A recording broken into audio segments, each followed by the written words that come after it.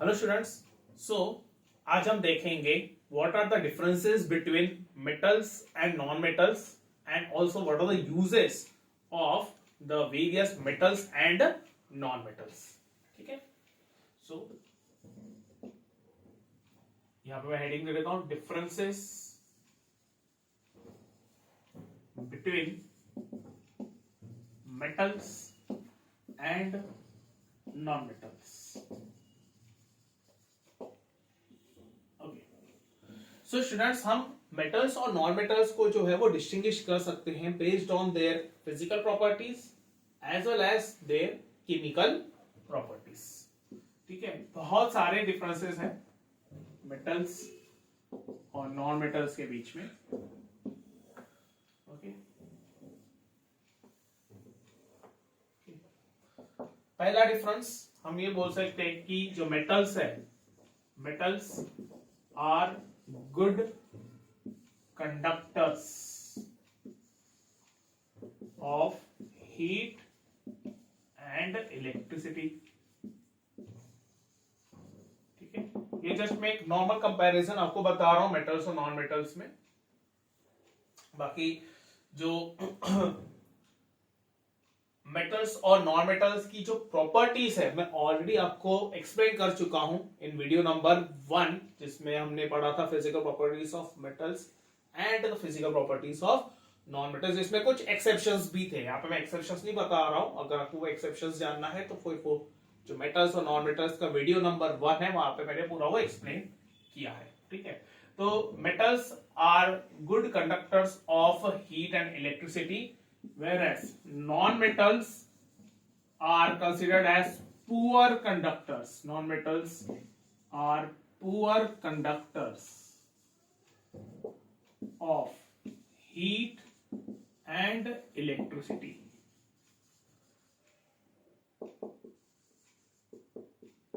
Okay, they are poor conductors of heat and electricity. Second difference हम ये बोल सकते हैं कि metals आर मलिएबल। ठीक है, मलिएबल का मतलब can be converted into sheets and are ductile. ठीक है, डक्टाइल मतलब can be drawn into wires। ठीक है, metals are malleable, that is can be converted into sheets and are ductile, that is they can be drawn into wires। whereas जो non metals रहते हैं, non metals are not malleable, neither they are ductile. ठीक है, instead they are brittle.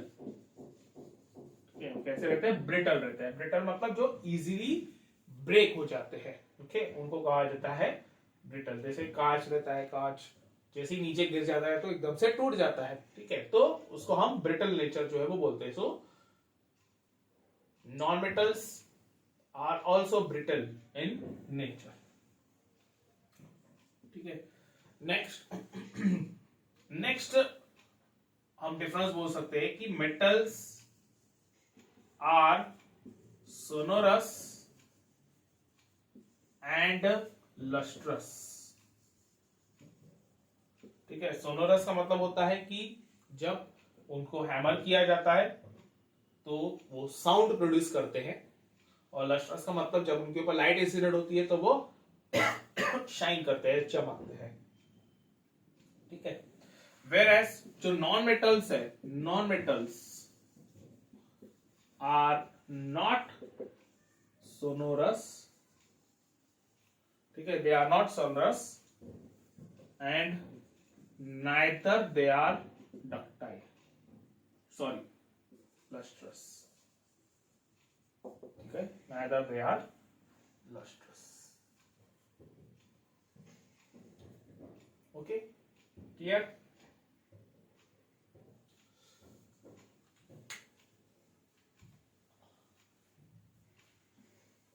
उसके बाद जो next है, metals जो रहते हैं generally they are solid in state. ठीक है, कुछ एक्सेप्शंस है जैसे मर्क्यूरी हो गया, वहां पे गैलियम हो गया, ये लिक्विड्स रहते हैं, but most of the metals are solid in state. Whereas जो नॉन मेटल्स रहते हैं they are either solid, liquid और गैस। ठीक है, नेक्स्ट हमारा डिफरेंस है fourth point, metals are solid in state except mercury and gallium.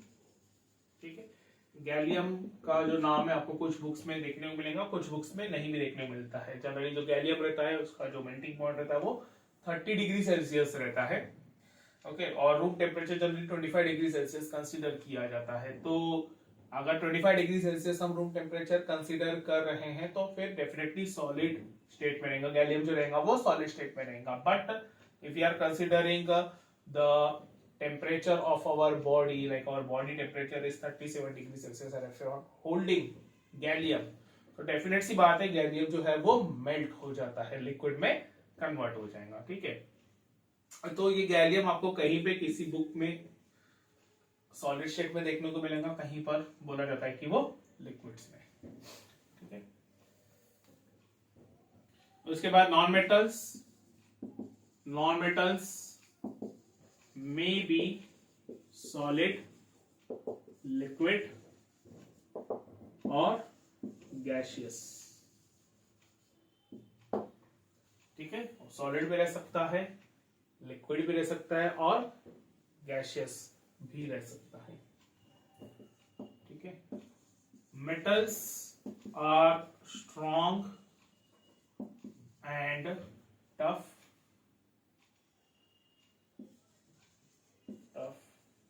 Strong रहते हैं, मजबूत रहते हैं, टफ रहते हैं। Whereas non metals are not strong enough. Generally वो, अगर हमने सॉलिड नॉन मेटल्स की बात किया तो वो जनरली कैसे रहते हैं, सॉफ्ट रहते हैं, they are not strong enough. ठीक है, ओके, ये हो गया difference between metals and non metals based on their physical properties. ठीक है, अब अगर हम केमिकल प्रॉपर्टीज की बात कर रहे हैं तो पिछले वाले वीडियो में हमने केमिकल प्रॉपर्टीज नॉन मेटल्स की पढ़ी थी और उसके पहले हमने मेटल्स की भी केमिकल प्रॉपर्टीज जो है वो पढ़ी थी। ठीक है, सो यहां पे हम ऐसा बोल सकते हैं, metals react with oxygen to form basic oxides और एम्फोटेरिक ऑक्साइड्स। ठीक है, मेटल्स जो है वो या तो बेसिक ऑक्साइड्स फॉर्म करते हैं या फिर एम्फोटेरिक ऑक्साइड्स जो है वो फॉर्म करते हैं। वेयर एज नॉन मेटल्स जो रहते हैं दे फॉर्म एसिडिक और न्यूट्रल ऑक्साइड्स। ठीक है, non metals react with oxygen to form acidic और न्यूट्रल ऑक्साइड्स। ठीक है, वो ऑक्सीजन के साथ रिएक्ट करके या तो एसिडिक ऑक्साइड फॉर्म करते हैं या फिर न्यूट्रल ऑक्साइड जो है वो फॉर्म करेंगे। ठीक है, क्लियर। नेक्स्ट, उसके बाद again based on chemical properties हम वहां पे बोल सकते हैं कि जो मेटल्स है, metals they react with dilute acid as well as water, but जो नॉन मेटल्स है वो ना तो डाइल्यूट एसिड के साथ रिएक्ट करता है और ना ही वो वाटर के साथ रिएक्ट करता है। ठीक है,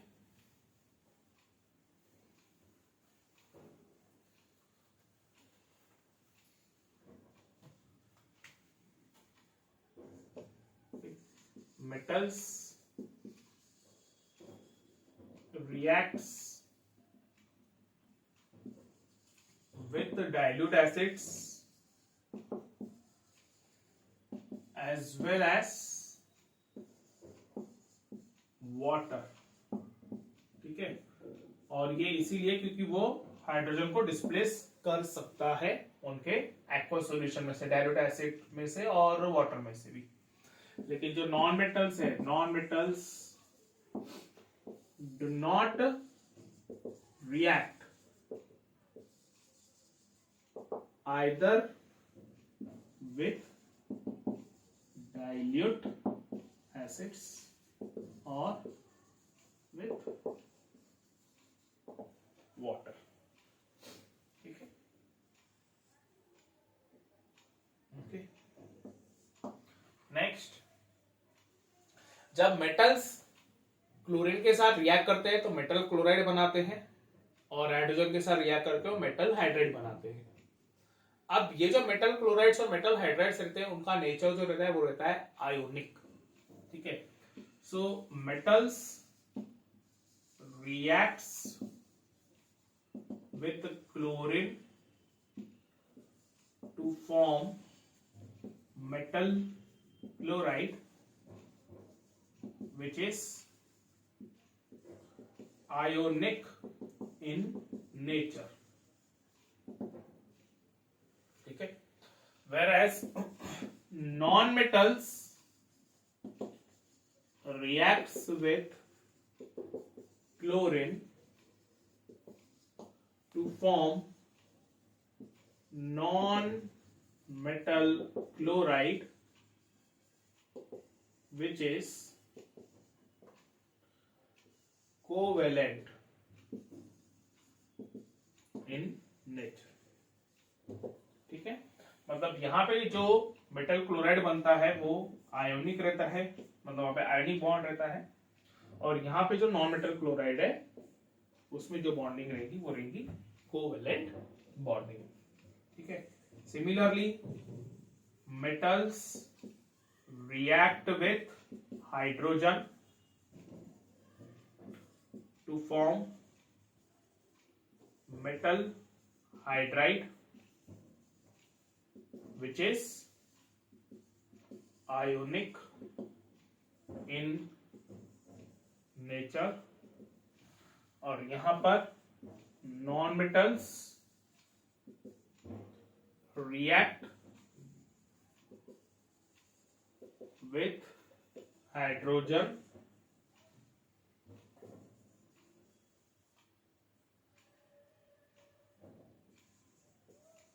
to form non metal hydride, which is covalent in nature, ठीक है। तो यहाँ पे मेटल हाइड्राइड आयोनिक बॉन्ड रहेगा वहां पे, और जो नॉन मेटल हाइड्राइड है उसमें रहता है कोवेलेंट बॉन्ड, ठीक है। So this are the distinguishing points और the differences between metals and non metals, okay.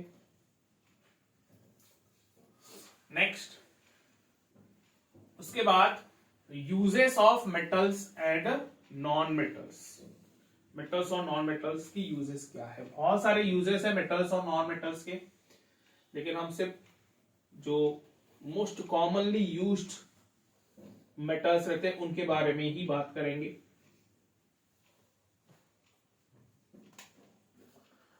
Uses of metals, ठीक है। तो सबसे पहला हम बोल सकते हैं कि copper and aluminium metals are used to make electrical wires,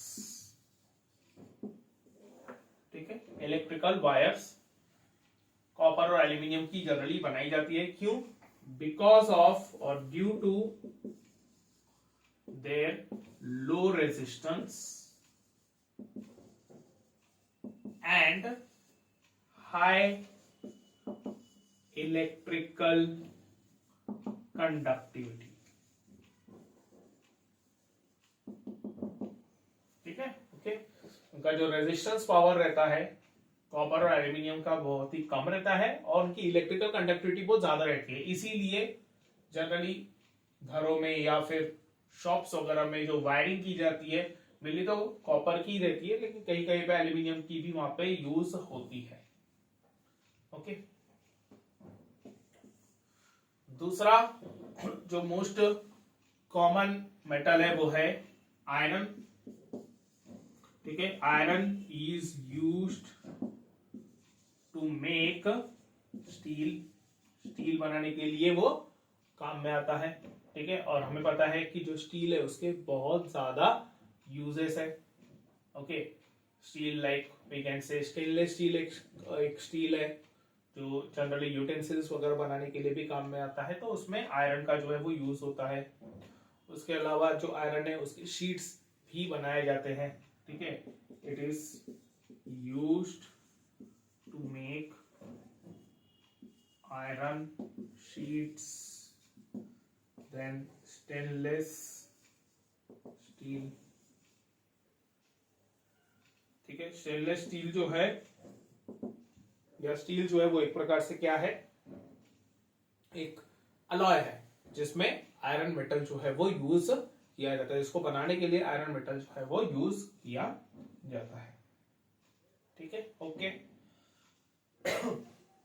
next, उसके बाद एल्यूमिनियम जो है, एल्यूमिनियम का एक और यूज है। Aluminium is used as a packaging material in medicines. ठीक है, जो टैबलेट्स रहते हैं या फिर जो कैप्सूल्स रहते हैं उनके जो स्ट्रिप्स रहते हैं वहां पे जो कोटिंग रहती है जिससे पैकेजिंग होती है सिल्वर कलर की, वो एल्यूमिनियम ही रहती है। उसके अलावा फूड पैकेजिंग के लिए भी जो सिल्वर कलर की फॉइल रहती है आती है फूड पैकेजिंग के लिए, वो भी एल्यूमिनियम ही रहती है। ठीक है, so packaging material in medicines and foods. ठीक है, ओके। नेक्स्ट, उसके बाद गोल्ड और सिल्वर, तो उसका बहुत ही कॉमन यूज है कि वो ज्वेलरी में यूज किया जाता है। ठीक है, so gold and silver metals are used for the making of jewelry।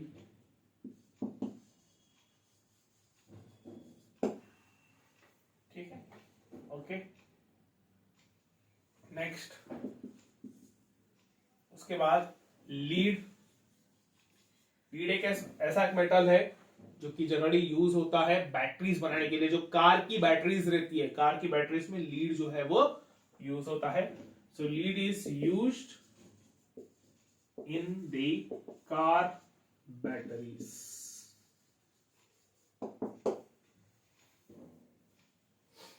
ठीक है, so this are some of the common uses of the metals. Okay, next topic है uses of the non metals. अब non metals के case में generally जो use होते हैं practical life में, डे टू डे लाइफ में, उसमें से एक रहता है कार्बन, जो कि यूज होता है इलेक्ट्रोलाइटिक सेल्स में। जो सेल रहते हैं, सेल में जो इलेक्ट्रोड्स रहते हैं वो कार्बन के मतलब ग्रेफाइट के बने हुए रहते हैं। उसके अलावा सल्फर यूज होता है to make the fertilizers. Fertilizers बनाने के लिए काम में आता है, सल्फ्यूरिक एसिड बनाने के लिए काम में आता है। उसके अलावा नाइट्रोजन है, नाइट्रोजन भी फर्टिलाइजर्स बनाने के लिए काम में आता है, या फिर पैकेजिंग के लिए भी वो यूज होता है। इनर्ट गैस रहती है, तो हमने जब रैंसिडिटी के बारे में पढ़ा था तो हमने पढ़ा था कि जो पैकेट्स रहते हैं, पैकेट्स में जनरली जो नाइट्रोजन गैस है वो फिल की जाती है। ठीक है, okay. Uses of non metals, तो सबसे पहला carbon is used in the form of graphite in various electrolytic cells, ठीक है, और in various types of cells, ठीक है। और ऐसा इसीलिए होता है क्योंकि जो ग्रेफाइट है it is a very good conductor of electricity. दूसरा, जैसे मैंने बताया, nitrogen gas is used to prepare ammonia gas, ठीक है। अमोनिया गैस बनाने के लिए वो काम में आता है। उसके अलावा nitrogen is used to prepare fertilizers, for example urea, ठीक है। यूरिया केमिकल फर्टिलाइजर है, तो उसको बनाने के लिए नाइट्रोजन जो है वो यूज किया जाता है। यूरिया का फॉर्मूला रहता है NH2CO, NH2 ये फॉर्मूला रहता है, तो उसमें नाइट्रोजन का यूज होता है। उसके अलावा nitrogen is used in the packaging materials, ठीक है। जनरली जो चिप्स के पैकेट्स रहते हैं, वेफर्स रहते हैं, उसमें जो गैस फिल रहती है वो नाइट्रोजन गैस ही रहती है, because it is an inert gas. वो क्या है, एक इनर्ट गैस है नाइट्रोजन गैस, तो वो रिएक्ट नहीं करती है, जो फूड मटेरियल है उसके साथ वो रिएक्ट नहीं करती। उसके बाद sulphur is used to prepare sulphuric acid, ठीक है। सल्फ्यूरिक एसिड बनाने के लिए सल्फर जो है वो प्रिपेयर किया जाता है, ठीक है। और sulphuric acid is called as a king of chemicals, तो सल्फ्यूरिक एसिड को किंग ऑफ केमिकल्स कहा जाता है। उसके पीछे रीजन ये है कि सल्फ्यूरिक एसिड जो है वो बहुत सारी जगह पे यूज होता है। लैबोरेटरी में बहुत सारे ऐसे एक्सपेरिमेंट्स रहते हैं जिसमें सल्फ्यूरिक एसिड को यूज किया जाता है, इसलिए उसको किंग ऑफ केमिकल्स जो है वो कहा जाता है। उसके अलावा हाइड्रोजन गैस, अब हाइड्रोजन गैस के भी बहुत सारे यूजेस है। पहला है यूज टू प्रिपेयर अमोनिया, ठीक है। अमोनिया गैस बनाने के लिए अमोनिया का फॉर्मूला रहता है NH3, तो उसके लिए नाइट्रोजन और हाइड्रोजन दोनों ही यूज होते हैं। यहाँ पे मैंने नाइट्रोजन के बारे में भी लिखा था कि वो अमोनिया गैस बनाने के लिए प्रिपेयर होता है, हाइड्रोजन गैस भी अमोनिया गैस प्रिपेयर बनाने के लिए यूज होता है, ठीक है। उसके बाद it is used as a rocket fuel, ठीक है। जो रॉकेट्स रहते हैं उनका जो फ्यूल रहता है वहां पे हाइड्रोजन गैस को यूज किया जाता है, ठीक है। It is used as a rocket fuel. उसके अलावा it is used for the process of hydrogenation of vegetable oil to produce vegetable ghee, ठीक है। या फिर उसको हम वेजिटेबल फैट्स भी बोलते हैं, फैट्स, दैट इज वनस्पति घी,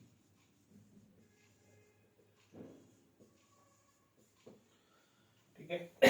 तो जो ऑयल रहता है, ऑयल, वेजिटेबल ऑयल जो रहते हैं उनके थ्रू जब हाइड्रोजन गैस पास की जाती है तो हाइड्रोजनेशन की प्रोसेस होती है। वेजिटेबल ऑयल्स जनरली उनमें अनसैचुरेटेड कार्बन प्रेजेंट रहते हैं, अनसैचुरेटेड कार्बन कंपाउंड्स रहते हैं। अनसैचुरेटेड कार्बन कंपाउंड्स मतलब कार्बन कार्बन डबल बॉन्ड और कार्बन कार्बन ट्रिपल बॉन्ड, ठीक है। किसी को अगर नहीं पता है सैचुरेशन अनसैचुरेशन में डिफरेंस तो आप सर्च कर सकते हो यूट्यूब पे, Phoenix chemistry academy, carbon and its compounds, saturation and unsaturation. So मैंने पूरा एक्सप्लेन किया है कि एक सैचुरेटेड हाइड्रोकार्बन क्या रहता है और अनसैचुरेटेड क्या रहता है। सैचुरेटेड में कार्बन कार्बन सिंगल बॉन्ड रहते हैं, अनसैचुरेटेड में कार्बन कार्बन डबल या फिर कार्बन कार्बन ट्रिपल बॉन्ड रहते हैं। ठीक है, तो जब वेजिटेबल ऑयल की बात होती है तो उसमें generally carbon carbon double bond रहते हैं। जब उसके थ्रू हाइड्रोजन गैस पास की जाती है तो जो कार्बन कार्बन डबल बॉन्ड है उसके अक्रॉस में हाइड्रोजन गैस अटैच हो जाती है और वो कन्वर्ट हो जाता है कार्बन कार्बन सिंगल बॉन्ड, मतलब सैचुरेटेड कंपाउंड में कन्वर्ट हो जाता है और वो वेजिटेबल ऑयल से कन्वर्ट हो जाता है वेजिटेबल फैट यानी कि वनस्पति घी। ठीक है, okay. So this is all about the uses of non metals. Hope you enjoyed this lecture. Thank you.